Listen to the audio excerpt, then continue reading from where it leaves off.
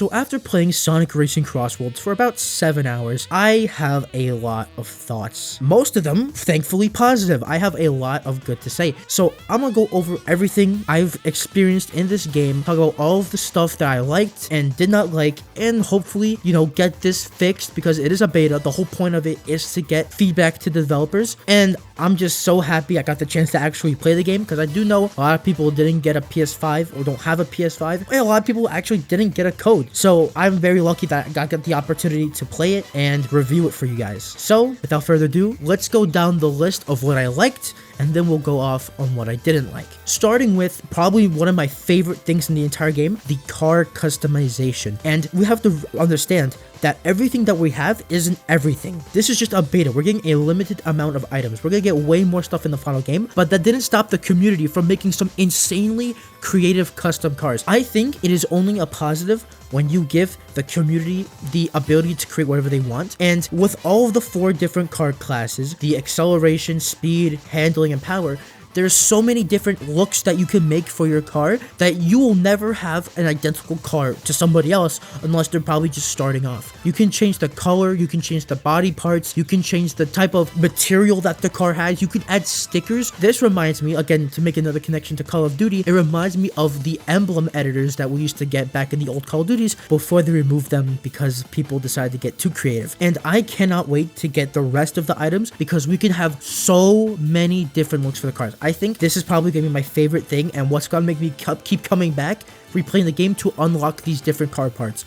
An amazing feature. Another amazing feature that I love in this game is the gadgets. This is way more fun than I thought it would be. And again, it's so important that they didn't make, just 1 or 2 of the most overpowered and you can just stack and stack on top of them. There's so many different types of gadgets that you can pick, and all of them are pretty useful, especially in this game. And the point system where you have different augments that cost different points balances it out naturally. For me, the one that I ran the most was a kind of as speed as much as possible. I had the bounce boost ability with the quick drift charge with the 4th level of drift, and I was just trying to get as much speed as possible. But what you could also do is you can put an item at the start of the game. You can increase your chance of getting different items. You can also increase your ring capacity up to 200 rings, and maybe you can make yourself like a attack build or a ring build to get as many rings as you can. Like you can get a build that attracts rings to you, or if you boost on grass, you get more rings, because rings are pretty important in this game. Once we get to the gameplay, I'll explain later, but this augment system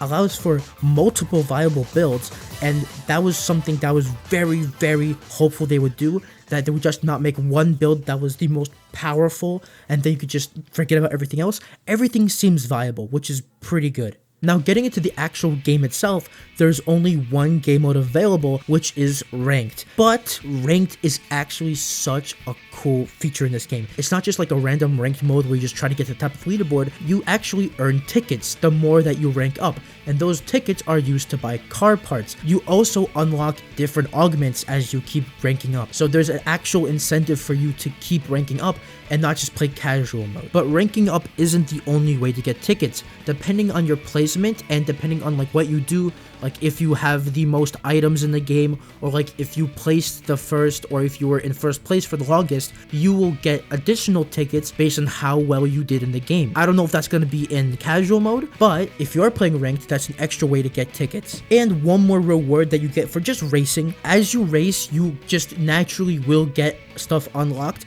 Like once you get to 2 races completed, you get an extra slot in your gadget slots, and then you keep going, and once you race enough, you'll get all of your gadgets unlocked, and as you keep racing and racing, you just keep unlocking more, so that progression feels nice and natural. Like you just play the game to get more stuff. And thank goodness, man, I did not want to do some random bullshit challenge that was like super specific to unlock an extra augment. That would have been annoying.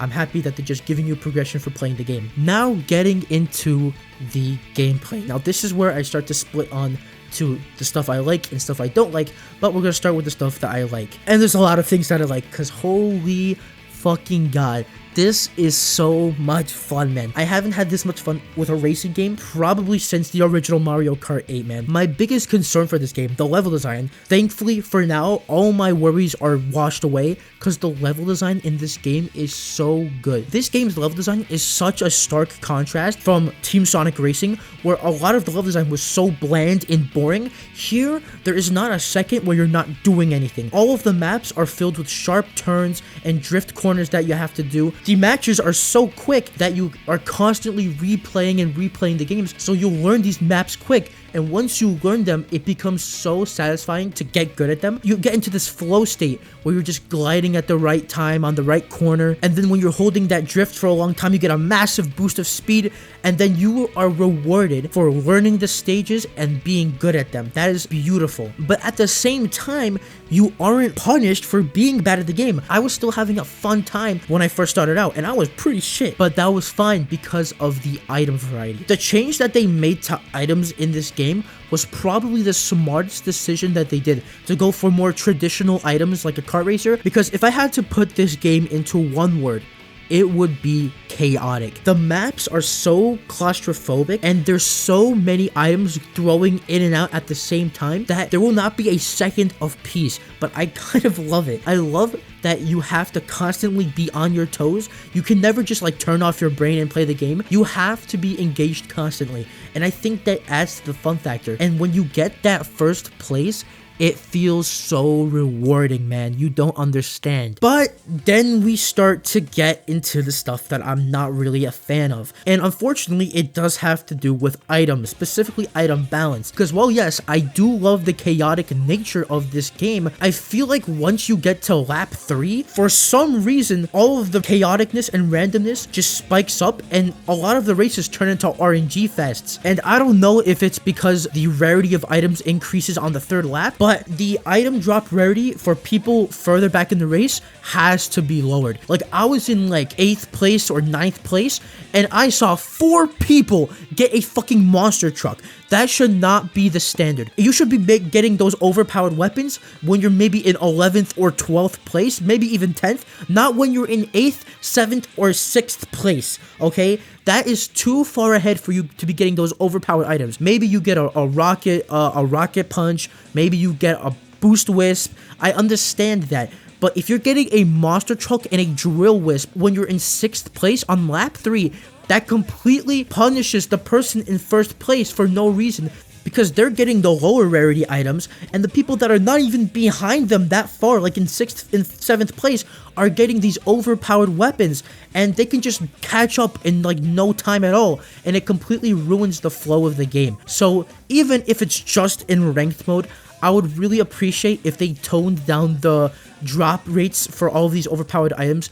depending on how far ahead you are. Like, again, if you're in 10th, 11th, and 12th place, perfectly understandable because you're really far behind. But once you're in like 9th place and beyond, the monster truck and the drill wisp and big boom boom need to be either completely removed from those places or drastically reduced from you actually getting it, because it just makes the last lap a complete RNG fest. And again, I like the chaoticness of it, but sometimes it's too much. I think they need to tone it down a lot. I think that's probably my biggest issue of the game, that it's just way too chaotic on those final laps because it just turns into an RNG fest.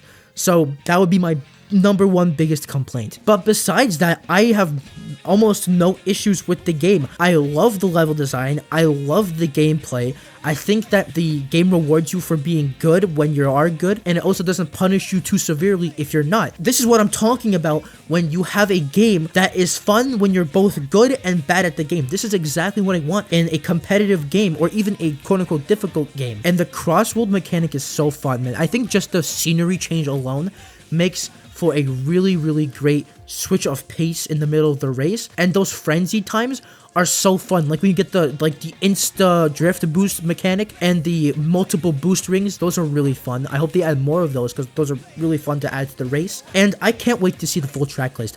I didn't get bored at all playing this game, and we only had 6 main maps and 5 crossworlds. Imagine when we get the full set of 24 main maps and 15 crossworlds. This is probably going to be one of the most replayable Sonic Racing games of all time. And remember, we haven't seen the extreme gear yet. We still haven't seen how that plays, but it's confirmed that it will be its own separate car, so you can play it with the extreme gear the whole race, and I'm really excited to see how that plays. But overall, I had a ton of fun with this game. My only criticism is that they really need to tone down on the item rarities in those later rounds, because I think it ruins the flow of the game. Even if it's just for ranked, that would be my only fix. But besides that, I really had a good time with this. I can't wait for the full release, and I can't wait to see what they're cooking with the extreme gears. And that's really all I have to say for today, ladies and gentlemen. If you guys enjoyed, make sure to like and subscribe, turn on notifications, and comment down below, what did you guys think of the Crossworlds beta? If you got a chance to play it, you guys like it? You guys not like it? Let me know. Please let me know, because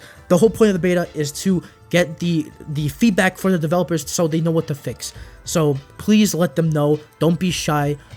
And I really hope that they do improve the game. I have no doubt this game is going to be really fun. This is probably the most fun I've ever had playing a racing game in a long time, again, since like Mario Kart 8. And yeah, I'm really excited to see what they cook up. And that's what we all have to say for today. Hope y'all enjoyed, and I'll see y'all in the next one.